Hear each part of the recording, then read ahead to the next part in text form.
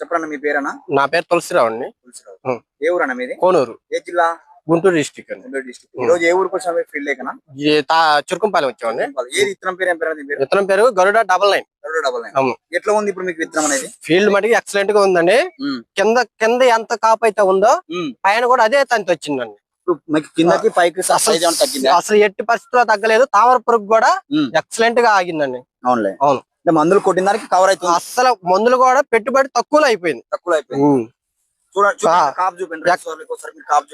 అసలు ఇవి మామూలుగా చూడండి, ఇదిగో ఇదే కాపు, మళ్ళీ అదే తంతి, మళ్ళీ పైన కూడా రెండో తంతి వచ్చేసి ఇది చూడండి ఒక్కసారి సేమ్ తంతి వచ్చేసింది.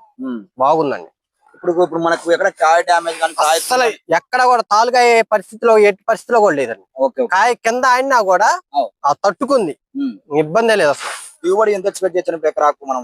ఎట్లేదన్నా కూడా 30 క్వింటాలకి ఎట్టి పరిస్థితిలో తగ్గదు. 30 క్వింటాలు అస్సలు అనుమానమే లేదు. తోట మొత్తం అదే విధంగా లేకుంటే ఒక చెట్టు? లేదు లేదు, తోట మొత్తం కూడా ఈ చెట్టు చూపండి. తోట మొత్తం కూడా ఇదిగో ఇదే క్వాలిటీ. అసలు ఎక్సలెంట్ గా ఉంది. చూడండి కాయ కూడా పండింది. మళ్ళీ అదే పంట మళ్ళీ పైన కూడా అదే. మీరు చెప్పే కింది కాపు పై కాపు మళ్ళీ అవును, మళ్ళీ మళ్ళీ మళ్ళీ పూత పిందే. అసలు ఎక్సలెంట్ గా ఉందండి. ఏ తగ్గెత్తనం తోటి రైస్ కూడా వేసుకోవచ్చు. అసలు అనుమానమే లేదు. నెక్స్ట్ ఇయర్ వేస్తారని మీరు అనుమానమే లేదు. థ్యాంక్ యూ అన్న తులసిరావు.